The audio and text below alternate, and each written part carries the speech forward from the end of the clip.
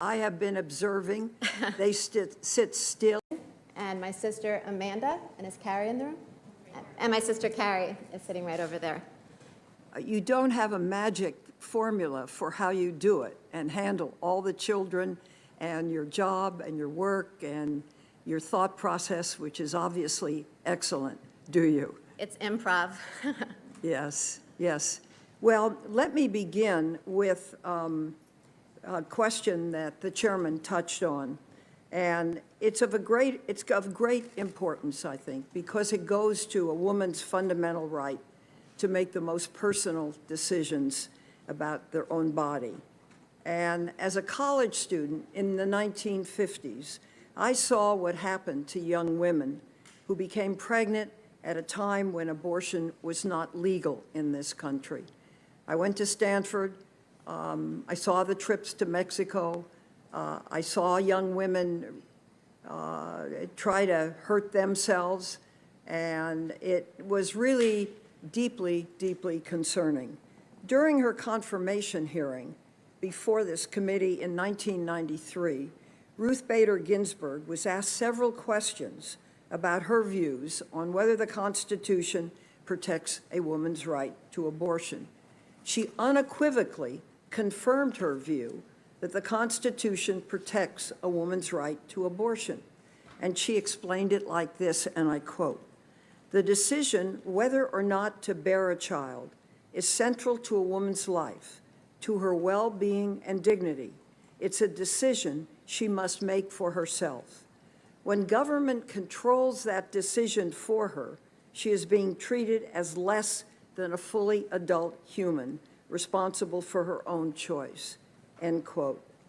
At one point, our former colleague, Orrin Hatch, then the ranking member of this committee, commended her for her being, quote, "very forthright in talking about that," end quote. So I hope, and you have been thus far, be equally forthright with your answers. In Planned Parenthood of Southeastern Pennsylvania versus Casey, Justice Scalia, as was said earlier, joined the dissent, which took the position, and I quote, "We believe that Roe was wrongly decided and that it can and should be overruled, consistent with our traditional approach to stare decisis in constitutional cases." Do you agree with Justice Scalia's view that Roe was wrongly decided? So, Senator, I do want to be forthright and answer every question so far as I can. I think on that question, I'm going to invoke Justice Kagan's description, which I think is perfectly put. When she was in her confirmation hearing, she said that she was not going to grade precedent or give it a thumbs up or a thumbs down. And I think in an area where precedent continues to be pressed and litigated, as is true of Casey, it would be particularly, it would actually be wrong and a violation of the canons for me to do that as a sitting judge. So if I express a view on a precedent one way or another, whether I say I love it or I hate it, it signals to litigants that I might tilt one way or another in a pending case.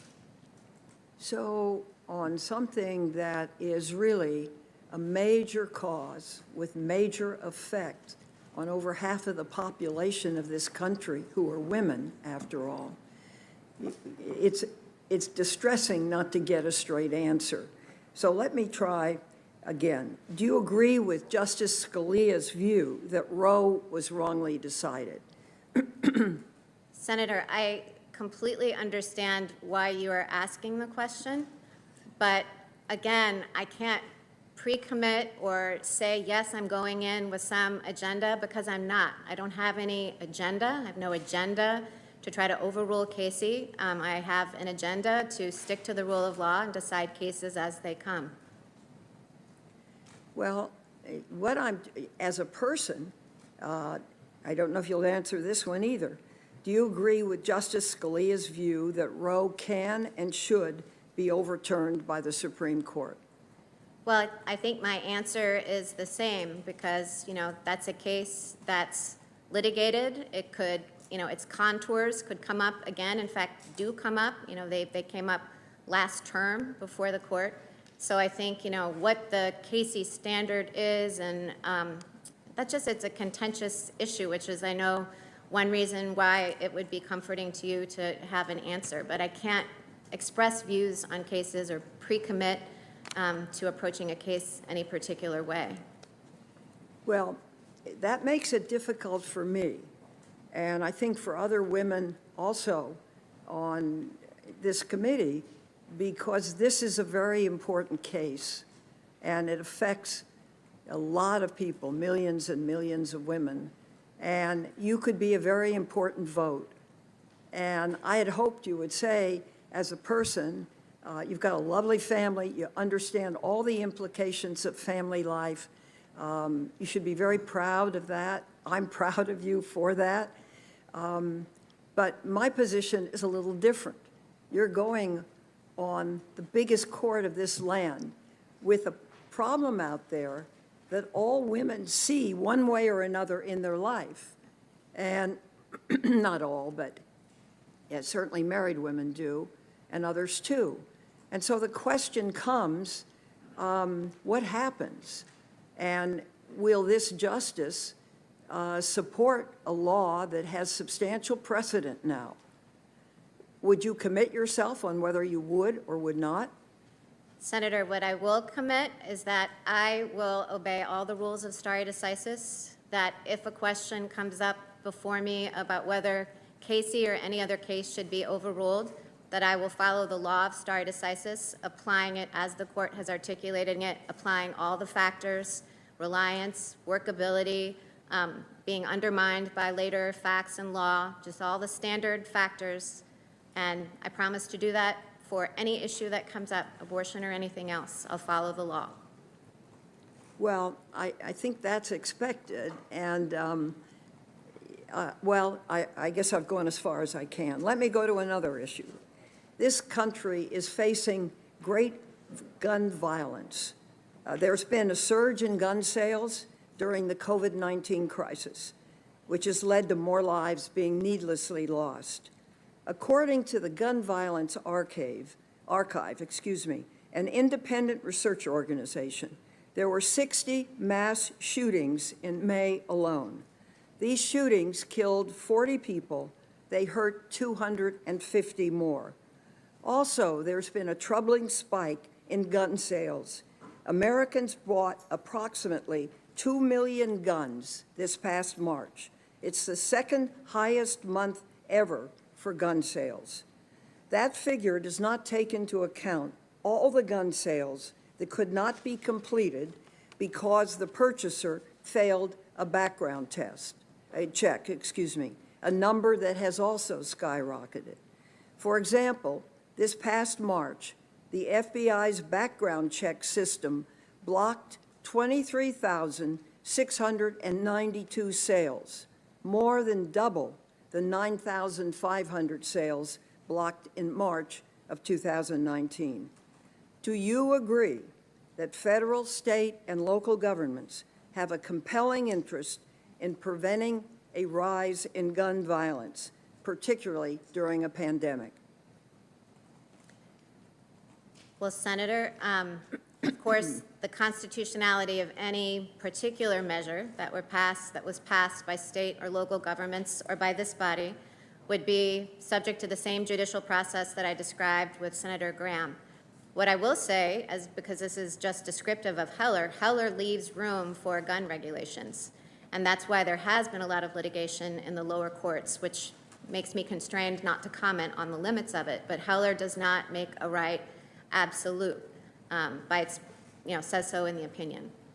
Well, let me ask one more question. In a recent dissenting opinion that you wrote, you said there was, quote, no question, end quote, that, quote, keeping guns out of the hands of those who are likely to misuse them, quote, is, quote, a very strong governmental interest. Do you stand by that statement? So, let's see.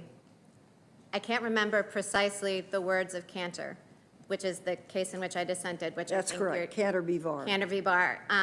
What I said in that opinion, I stand by, which is that the original meaning of the Second Amendment, and I went through a lot of detailed history in that case, does support the idea that governments are free to keep guns out of the hands of the dangerous. So, for example, the mentally ill, others who would be likely to misuse guns.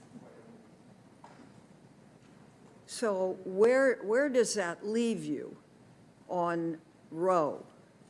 The chairman asked, I thought, a very good question.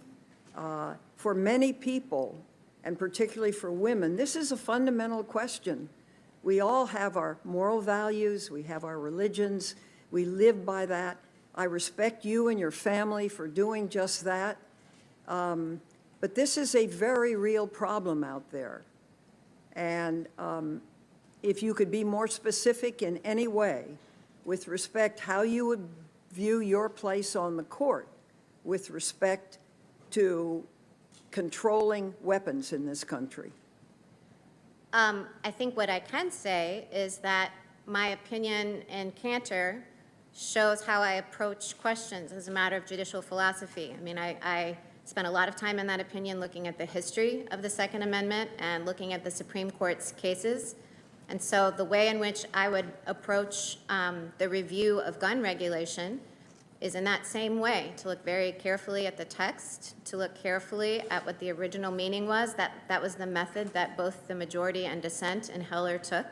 So I promised that I would come to that with an open mind, applying the law as I could best determine it.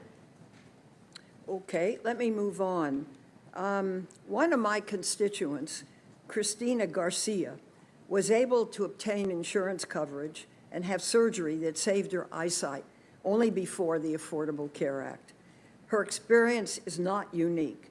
Senator Tammy Baldwin has a constituent, Jimmy Anderson, in her home state of Wisconsin, and she asked that this story be shared.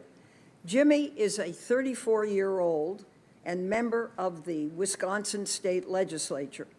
In 2010, a drunk driver hit the family's car as they were returning home from celebrating Jimmy's 24th birthday. Jimmy's mother, father, and little brother were killed in the accident. Jimmy was paralyzed from the waist down. His medical recovery was intense. As Jimmy has said, quote, "Doctors managed to patch me up with dozens of stitches and multiple surgeries and about a pound of steel on my spine," end quote.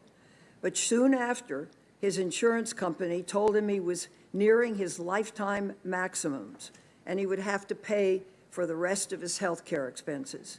As Jimmy explains, quote, "With hundreds of thousands of dollars still left to go, I don't know what I was going to do.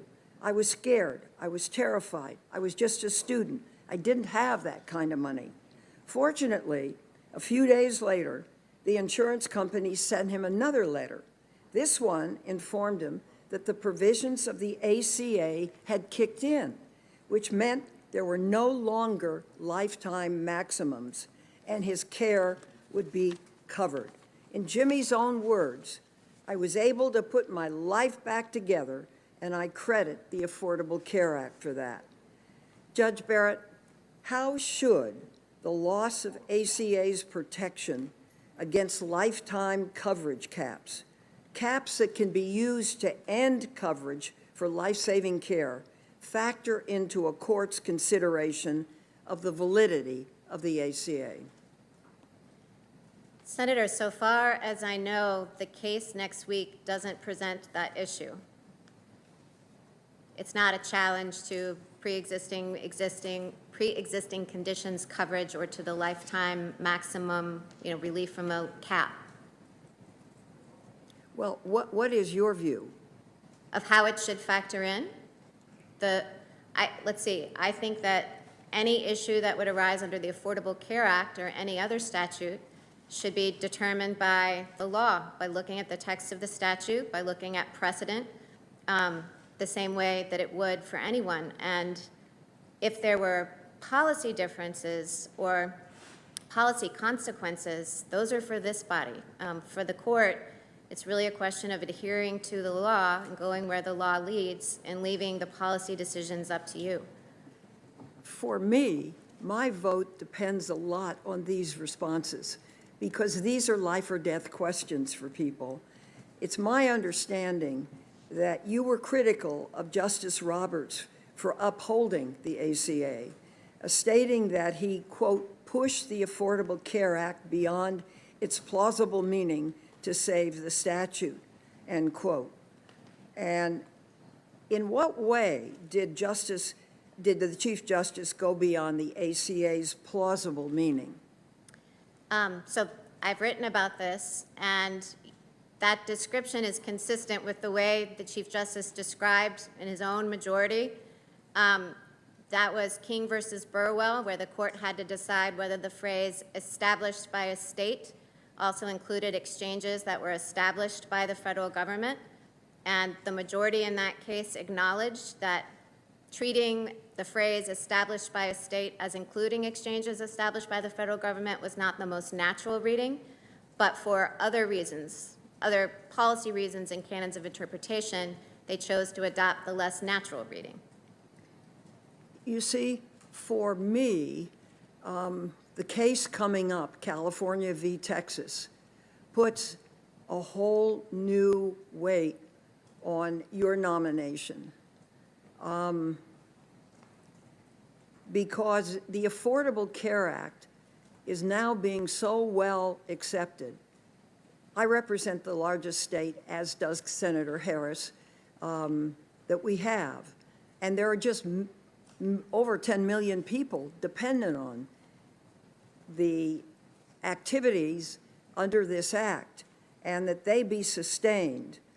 And so there is really great concern about what your view is. That case is coming up. Can you give us at least your view? Well, Senator, the issue in the case that's coming up doesn't involve, it's not the same issue as the ones in NFIB versus Sebelius or King versus Burwell. It's a different issue. Well, then give us both.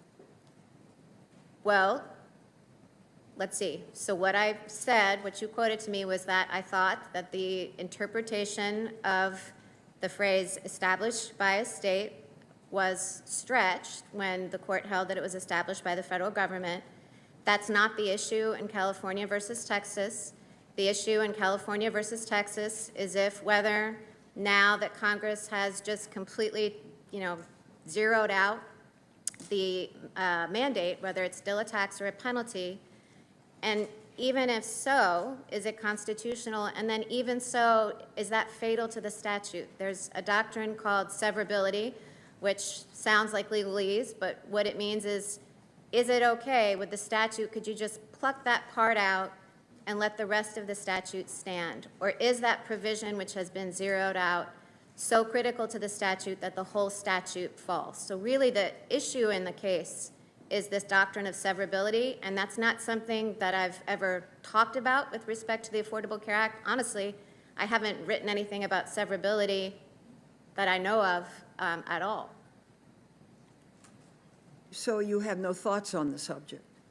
Well, it's a case that's on the court's docket, and the canons of judicial conduct, would prohibit me from expressing a view. Okay, I'll move on. On July 30th, 2020, President Trump made claims of voter fraud and suggested he wanted to delay the upcoming election. Does the Constitution give the President of the United States the authority to unilaterally delay a general election under any circumstances? Does federal law? Well, Senator, if that question ever came before me, I would need to hear arguments from the litigants and read briefs and consult with my law clerks and talk to my colleagues and go through the opinion writing process.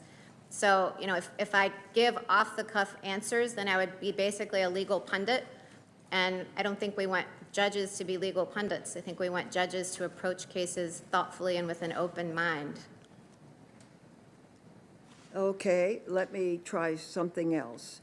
In 2017, in a case called EEOC v. AutoZone, the Seventh Circuit, your circuit, issued an opinion which permitted an employer to intentionally assign its employees to specific stores due to their race.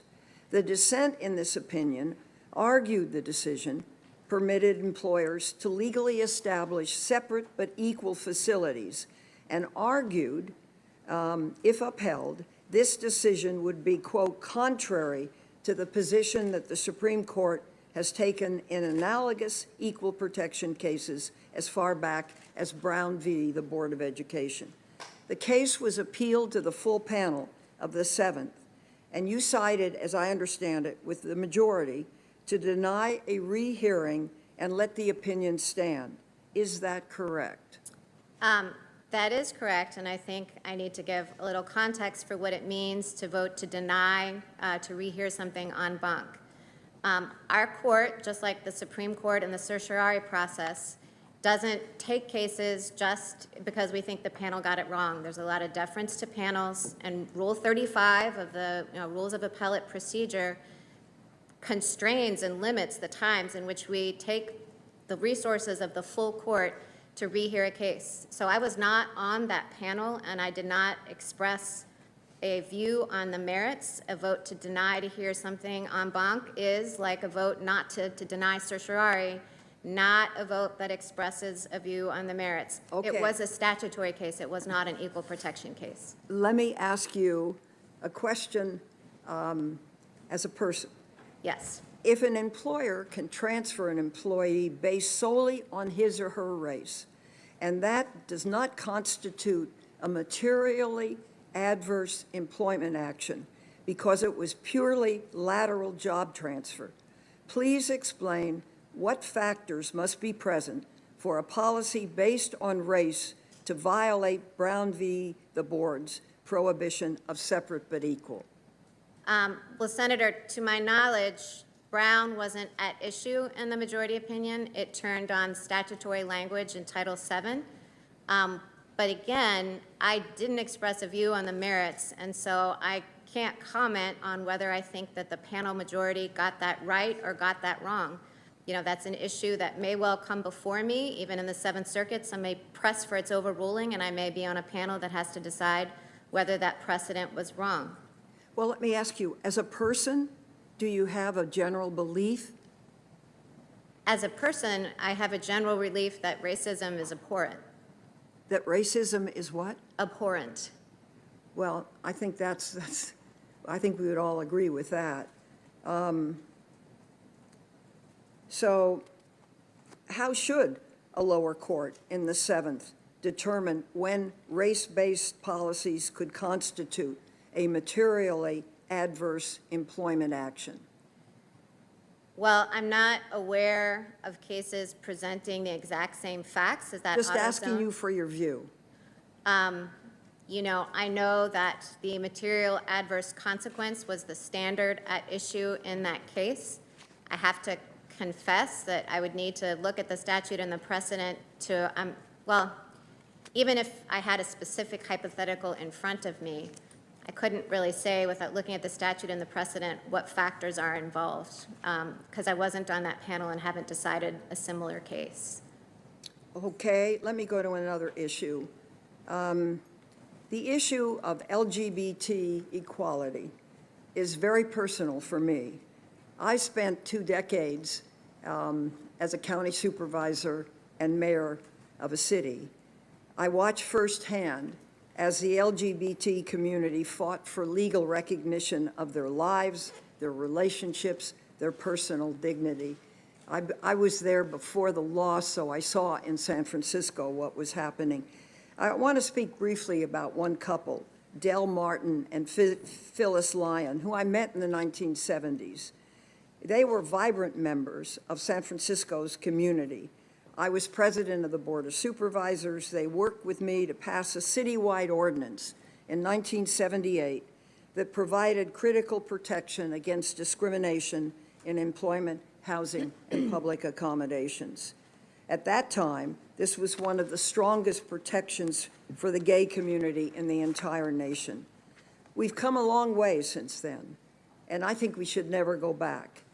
In June of 2008, 58 years after they met, my 2 friends were finally able to marry when the California Supreme Court ruled that same-sex couples cannot be denied the fundamental right to marry. Dell died 2 months later.